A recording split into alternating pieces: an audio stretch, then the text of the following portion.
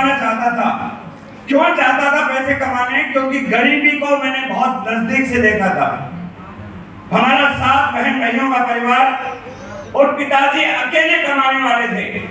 जरा सोच के देखिए, कभी कल्पना कीजिए आप एकांत में बैठ के, यदि 7 खाने वाले मुंह हो और कमाने वाला एक हो, उस परिवार की क्या हालत होगी?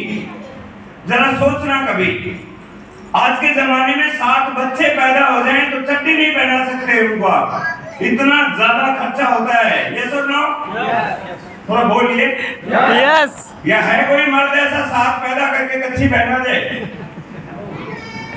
बहुत मुश्किल है भाई, वो जमाना था।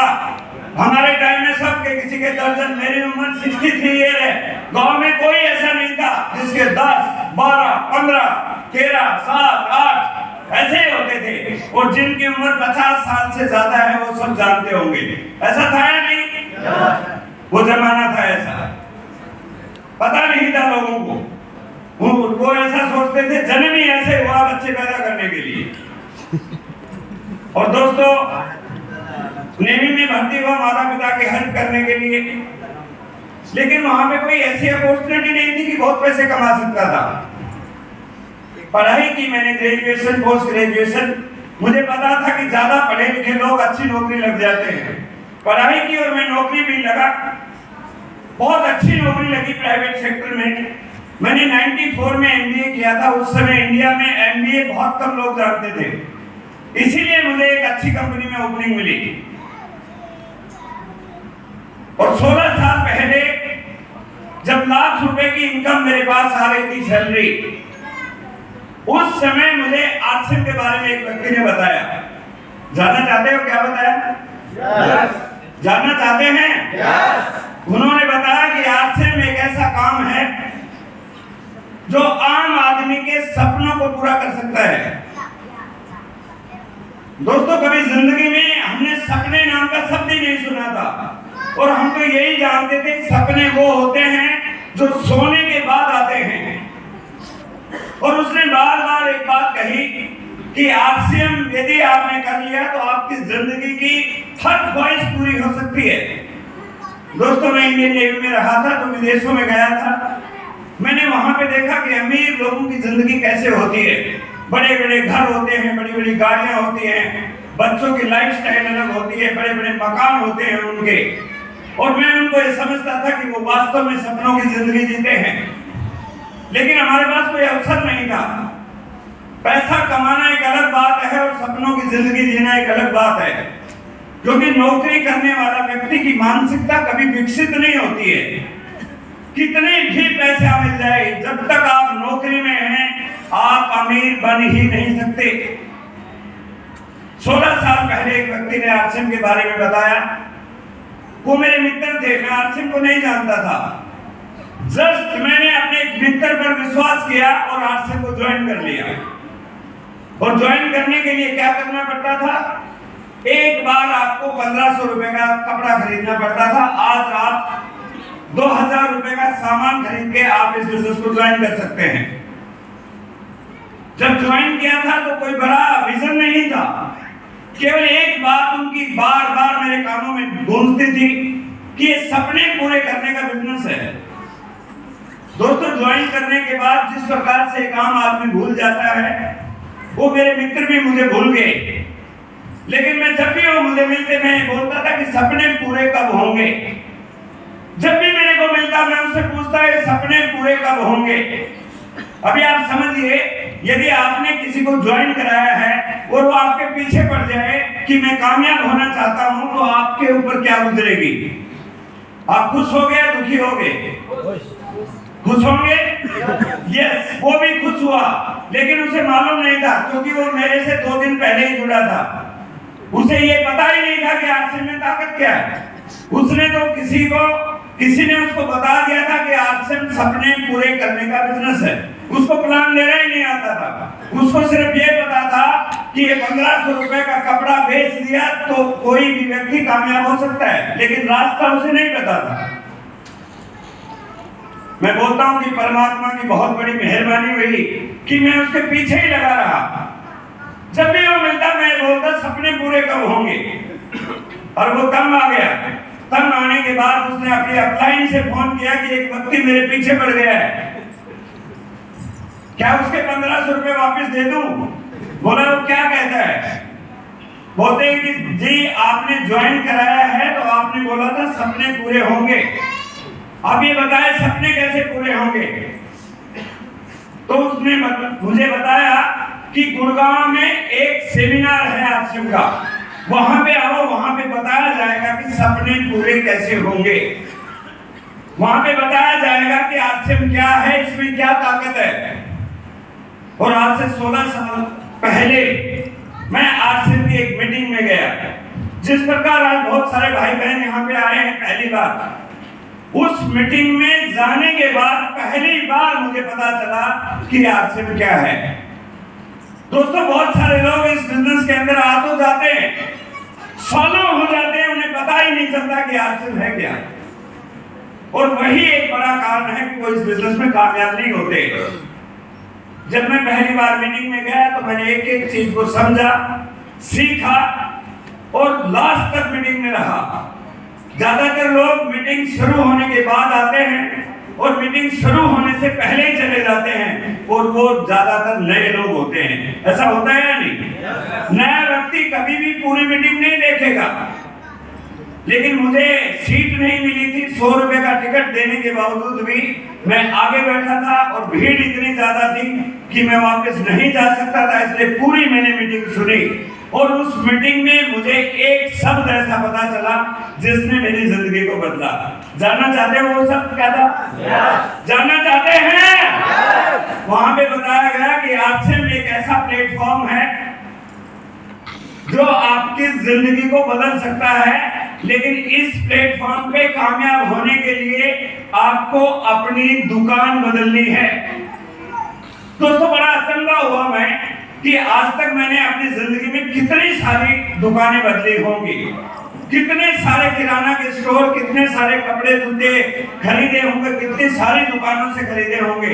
लेकिन उन्होंने बोला कि एक बार यदि आपने डिसाइड कर लिया कि आज के बाद जो भी सामान खरीदेंगे आश्रम से खरीदेंगे, और ये काम यदि 3 साल यदि कर लिया तो आपकी जिंदगी की हर ख्वाहिश पूरी हो सकती है। दोस्तों मैंने गहराई से इस बिजनेस को समझा कि जब तक जिएंगे तब तक हम कपड़ा पहनेंगे, तब तक जिएंगे जब तक हम साबुन, तेल, नमक, मिर्च, मसाला खाएंगे, जब तक जिएंगे तब तक नहाएंगे, जब तक जिएंगे तब तक हम जूते जुराब पहनेंगे। यस और नो? यदि ये व्यक्ति कह रहा है कि यदि दुकान बदलने से जिंदगी बदल सकती है तो दुकान बदल लेनी चाहिए या नहीं? यस। एक मैसेज देना चाहता हूं आप लोगों को, ये समझ में आना चाहिए। वहीं से मैंने फैसला किया, अपनी डायरी में लिखा कि अगले 3 साल कुछ भी हो जाए मैं केवल सामान आश्रम का खरीदूंगा।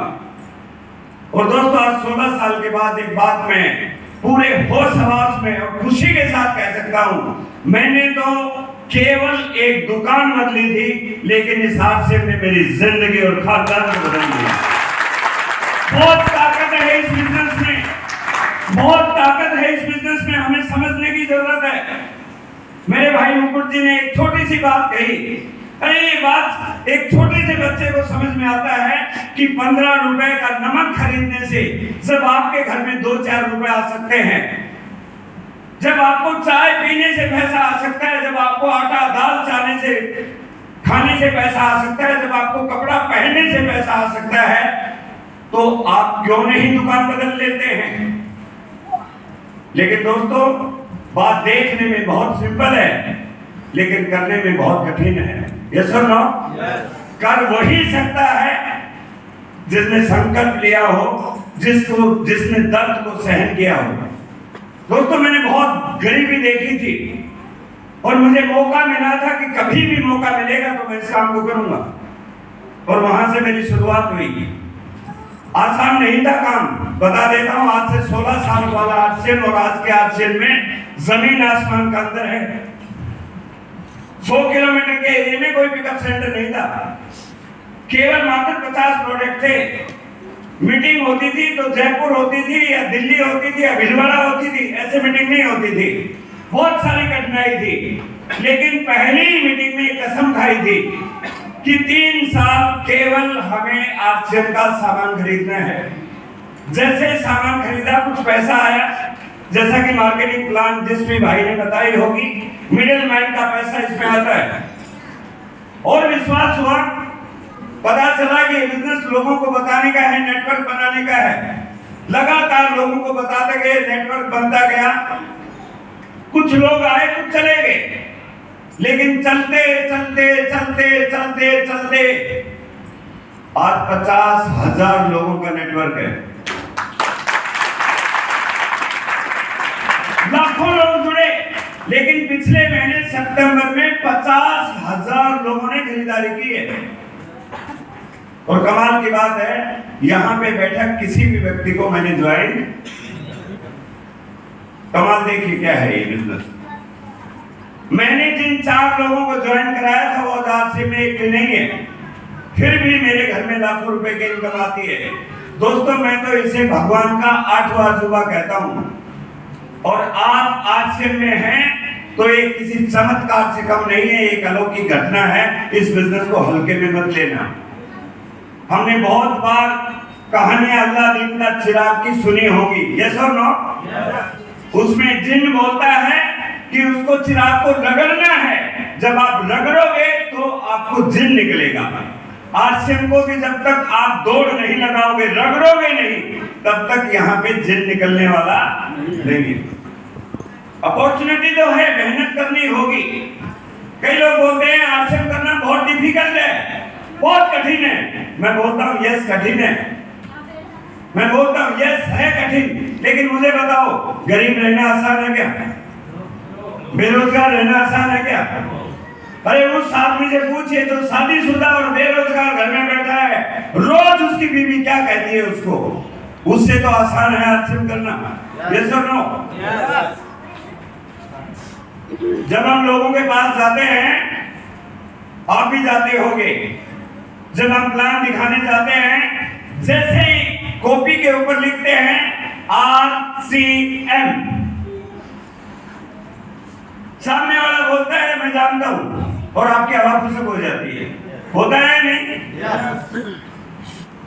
क्या सोचते हो हमारे साथ ऐसा नहीं हुआ होगा? आज मैं उसको एक तरीका बताता हूं। जब भी आप किसी के पास जाएं और जब आप लिखें कॉपी पे आरसीएम और वो आपसे ये बोले कि मैं जानता हूं, आपने कॉपी पेन उसकी तरफ कर देना है और बोलना कि आप बताओ आप क्या जानते हो। अब हवा उसकी खुशी होगी, अब हवा आपकी नहीं होगी, उसकी खुशक हो जाएगी। यस और नो? लेकिन कह वही सकता है जिसको इस बिजनेस पर भरोसा हो। बहुत सारे लोग बोलेंगे कि हमने करके छोड़ दिया, बोलते हैं नहीं। एक नौकरी करने वाला व्यक्ति जिसको मैं प्लान दिखाने गया, बोला भाई साहब आप तो आज आए हो, मैंने 10 साल पहले करके छोड़ दिया। मैंने उससे एक बात कही, आपने नौकरी ज्वाइन की, आज आप कर रहे हो तो पैसा आ रहा है। ये सब नो? यदि नौकरी ज्वाइन करके छोड़ देते तो पैसा आता? आपने आरसीएम ज्वाइन किया और छोड़ दिया तो पैसा कैसे आएगा? यदि आरसीएम को करते रहते तो पैसा आता। बात समझ रहे हो या नहीं? नहीं समझे तो बताता हूं। आपने मान लो शादी की और शादी करने के बाद छोड़ दी औरत को, बच्चे पैदा होंगे क्या? अरे भाई साथ साथ रहोगे तभी काम होगा। यदि आरसीएम के साथ रहोगे तो पैसा आएगा और आरसीएम को छोड़ दोगे तो पैसा आने वाला नहीं है। ये सिस्टम है, इसको समझना पड़ेगा। पूरी दुनिया में इससे आसान कोई काम ही नहीं है। सबसे पहले स्वयं पर विश्वास करना पड़ता है। विश्वास कर सकते हैं? जब आप विश्वास करेंगे, हमें बताया गया था 3 ही काम है। पहला काम है दुकान बदलनी है, इसका मतलब 100% प्रोडक्ट आरसीएम के अपने घर लाने हैं। कोई दिमाग नहीं लगाना। कई लोग दिमाग लगाते रहते हैं, महंगा है सस्ता है। अरे महंगा सस्ते को भूल जाओ, ये समझ लो कि ये भगवान का भेजा हुआ प्रसाद है। आज से पहले भी आपने सस्ता सामान खरीदा होगा, सालों खरीदा होगा। मैं तो 47 साल का था जब आपसे मिला। कोई लोग बोलते हैं कि महंगा है, मैं बोलता हूं कि आपने सस्ता सामान खरीदा होगा, बैंक अकाउंट चेक कर लो, कुछ पैसा है क्या? आज से मैं 3 साल सामान खरीद लो, करोड़पति बन सकते हो। इस बिजनेस में इतनी ताकत है। गहराई में जाना होगा। लोग 100 रुपए का सामान खरीदते हैं और चाहते हैं लाख रुपया। ये लॉटरी नहीं है, ये बिजनेस है। बिजनेस को समझना होगा। और यदि एक बार आपने बिजनेस को समझ लिया, इसकी गहराई को, इस बिजनेस का नाम है नेटवर्क मार्केटिंग। ये केवल वर्क नहीं है, ये है नेटवर्क। वर्क में व्यक्ति अकेला रहता है, और जब वो अकेला रहता है, जिस दिन काम नहीं करता, उसे पैसा नहीं आता। नेटवर्क में उसके साथ कुछ लोग होते हैं, वो भी काम करते रहते हैं, तब भी पैसा आता रहता है। और इसमें हमें नेटवर्क बिल्ड करना होता है। आज आप अकेले हो सकते हो, आज आपका बिजनेस 5,000 का हो सकता है, आज आपका बिजनेस 10,000 का हो सकता है, आज आपके साथ 10 लोग हो सकते हैं, लेकिन लगातार लगे रहे, 1 साल के बाद आपके पास 50 लोग होंगे। लगातार लगे रहे, 2 साल के बाद 100 लोग होंगे। लगातार लगे रहे, 5 साल के बाद 5,000 लोग होंगे। और लगातार लगे रहे, जिस प्रकार मैं हूं, आपके पास 50,000 लोग भी जुड़े रहेंगे। अभी ये किसी छावड़ा जी के वर्डिंग बता रहा हूं। अभी ये बिजनेस शुरू नहीं हुआ है। अब डीसी जी से हम पूछने लगे, सर शुरू कब होगा? हमारे तो पिछले महीने 5 लाख से ज्यादा का चेक आया। बोलते शुरू नहीं हुआ, बोलते अभी तो लीकेज आ रही है, लीकेज। असली माल तो 2025 में खुलेगा। इसका मतलब हमारे पास 4 साल का समय है लोगों को जोड़ने का। दोस्तों, युग बदल रहा है, बात को समझने की जरूरत है। कोरोना के बाद काम करने के सारे धंधे बदल गए हैं। टेक्नोलॉजी ने सब कुछ धराशायी कर दिया है। पुरानी अर्थव्यवस्था चल नहीं सकती, अब हर चीज टेक्नोलॉजी पर आधारित है। और डायरेक्ट सेलिंग इस समय का एक बदलाव है। और बदलाव में कब उफान आता है? जब टेक्नोलॉजी युद्ध के हाथ में आती है। जब भारत में कंप्यूटर आया, बहुत दिन तक कंप्यूटर चला नहीं, लेकिन जब नौजवान लोगों के हाथ में आया, स्टूडेंट के हाथ में आया, तो कंप्यूटर का युग तेजी से बढ़ा।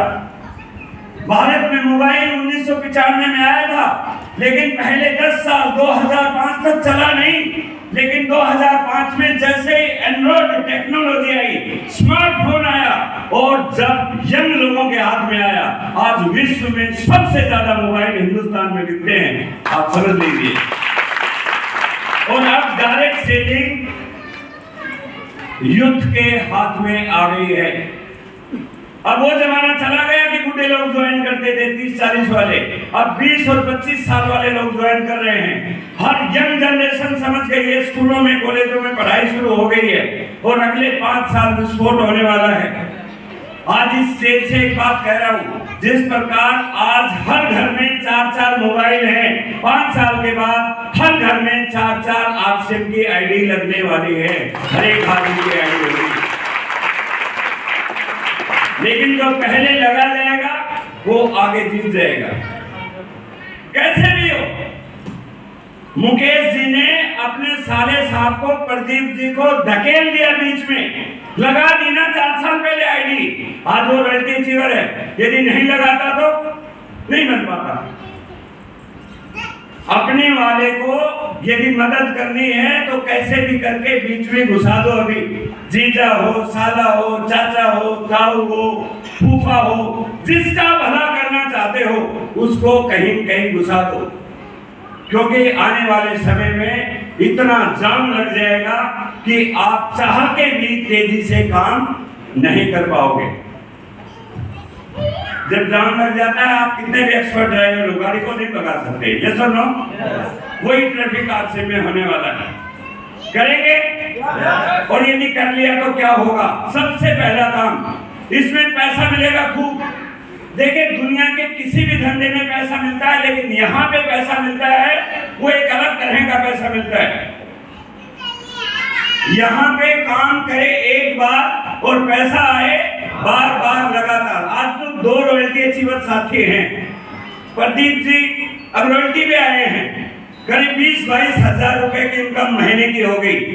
जब तक इनकी डाउनलाइन के लोग साबुन तेल नमक मिर्च मसाला खाएंगे, कपड़े लत्ते जूते जुराब पहनेंगे, बिजनेस होगा तो इनके घर में हर महीने पैसे आएंगे। यस और नो? पहले मुकुट जी गोल्ड पिन पे थे, अब स्टार गोल्ड पे हो गए। पहले 25,000 आते थे, अभी 30,000 पे चले गए। जब तक आते रहेंगे, जब तक लोग इनकी टीम में साबुन तेल इस्तेमाल करते रहेंगे, और ये आम इंसान की मजबूरी है। सबसे पहले पैसा आएगा खूब, एक ऐसा पैसा जो जिंदगी के साथ भी और जिंदगी के बाद भी पीढ़ियों तक आने वाला है। और कोरोना से पहले जो आरसीएम में थे उनको इस चीज का एहसास हो चुका होगा। जब हिंदुस्तान में सब कुछ बंद था, फिर भी आरसीएम में लाखों रुपए के चेक आ रहे थे लोगों के, लाखों रुपए के। ये सब